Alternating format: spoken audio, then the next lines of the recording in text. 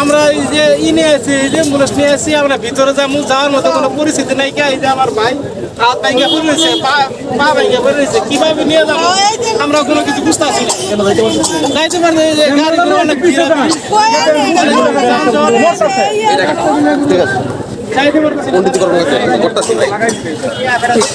বলেন আপনি।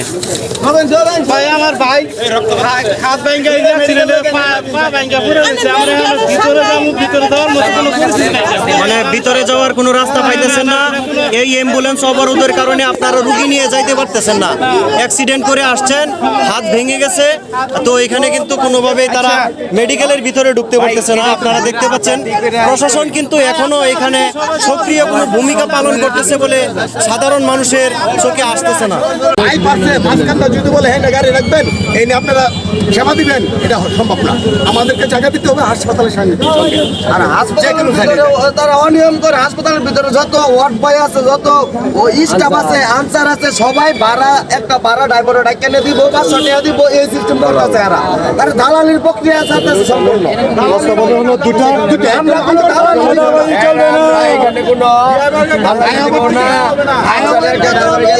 আমরা ভাড়া মারবো, আমরা পার্টির কাছে যা ভাড়া আছে তাই নিবো। কাউরে এখানে মিডিয়া বানাবো না, আমরা কাউরে 500 টাকা দিয়ে ভাড়া নিয়ে যেতে পারবো না।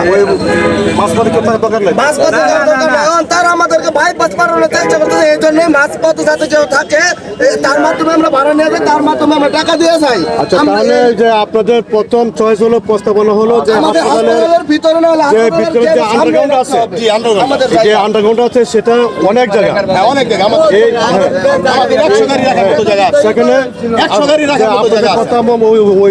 কথা মতো সেখানে 100 অ্যাম্বুলেন্স রাখতে পারে একসাথে। এটা আপনাদের প্রথম চয়েস, যেহেতু হাসপাতালের সাথে ওই রুগী আনানোর সাথে আপনাদের আপনাদের পেশাটা, ওটা যদি না হয় দ্বিতীয় প্রস্তাবনা হলো এই যে আপনি যেটা বলেছেন, হ্যাঁ আপনি বলছেন। তবে আমরা মনে করি যে এখন নাগরিক দৃষ্টিকোণ থেকে আমার কাছে মনে হয় যে জ্যামটাও মুক্ত থাকুক। মানুষ যেহেতু ময়মনসিংহ নগরীর এই পাশ দিয়ে কয়েকটি জেলার লোক যায়, আমরা চলাচল করি, আমরা এখানে যারা স্থানীয় বাসিন্দা, তা আমরা মনে করি এই যে একটি ভালো প্রস্তাবনা যেটা আপনার কাছ থেকে আমরা জানলাম যে এই না না না না না না না আপনারা প্রতিবাদ করতেছেন, মানুষের সুবিধা অসুবিধা ওরা বলতেই পারে। এইসব প্রতিবাদ, আপনাদের প্রতিবাদ আপনারা করতেছেন, আপনাদের প্রতিবাদ আপনারা করতেছেন, ওনাদের প্রতিবাদ।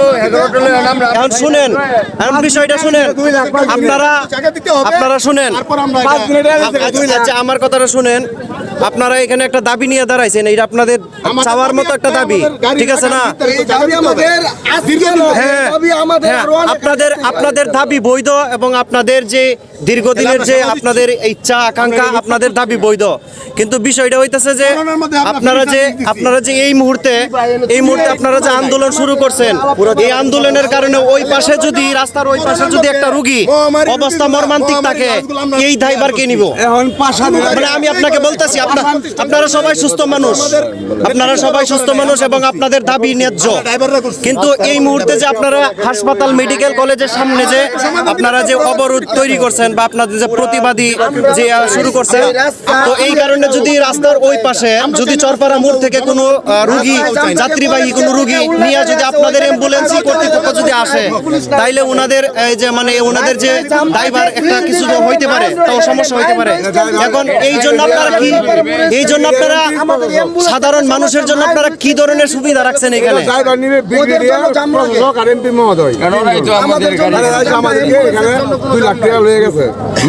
এখানে 2 লাখ টাকা নিয়ে গেছে। ওনাদেরকে দেখে যেভাবে গাড়িটা নিয়ে ধরে যায়, মানুষ মারা গেলে জবাব দিতে পারবো? আমার গাড়ি লাগবে, একটা মানুষ কে লেগে আমার গাড়ি তুলে মরে গেল, টান মারে আইলাম।